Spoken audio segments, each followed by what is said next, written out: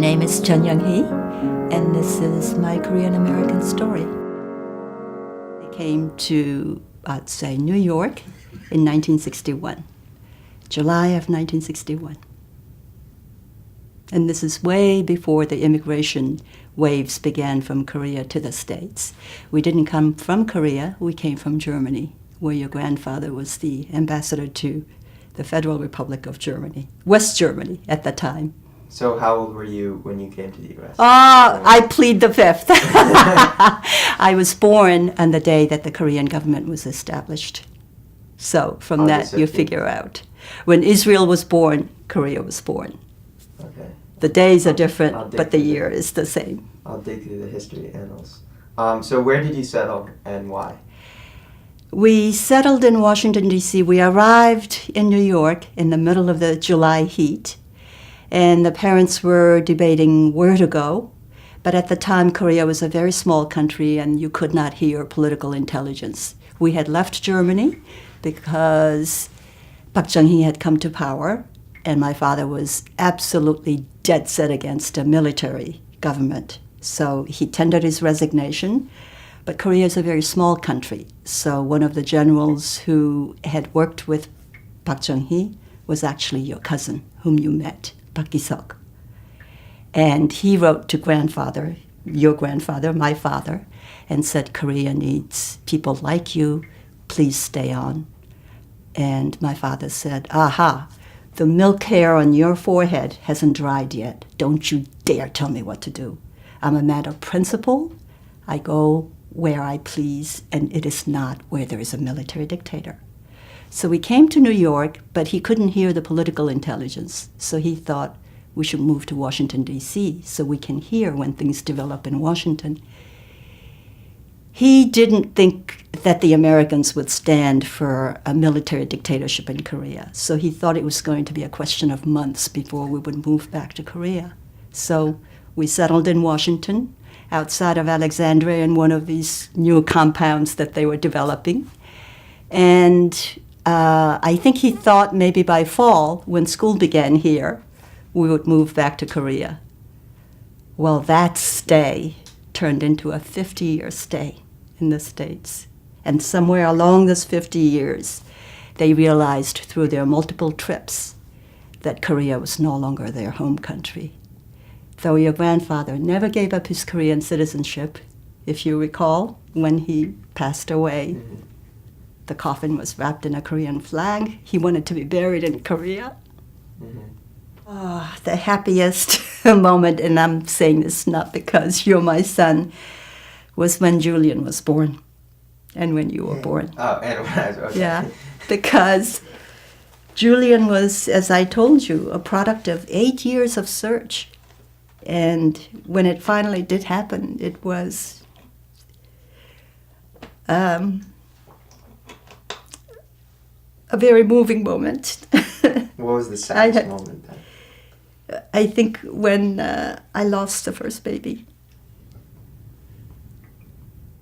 I was thinking about this, and I have to say, oddly enough, and I'm not saying this to brown nose, but your father is the kindest person I have met.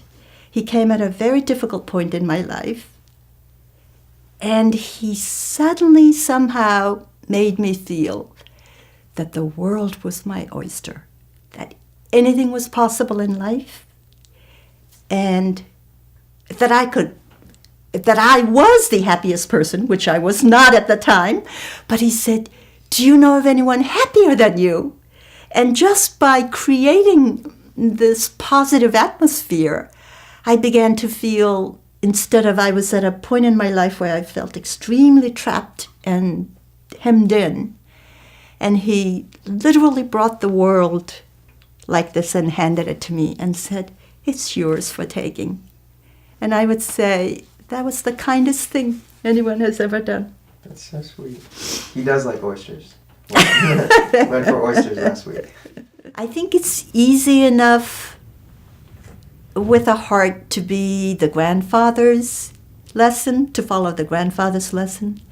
I think what's the most difficult lesson to learn is what I learned from your grandmother, which I must say I did not pass on to you in its full regalia because it's a little too tough.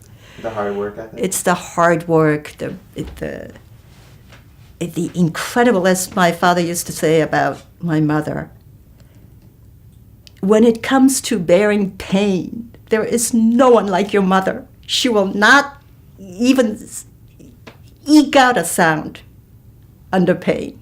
Isn't that the goal of a parent, though, to make the next generation, your children, in a way more spoiled, have more privilege and have a better lifestyle so that you don't need to have that kind of pain? Yes, but their lives and my life also have shown that that is unreliable in life. You don't know where you're going to end up in life. And as they show in The Deer Hunter so graphically, those born of steel make it through, and those who don't break and die. And I'd like to think I'm raising survivors, but life isn't all about survival either, so you take it or leave it.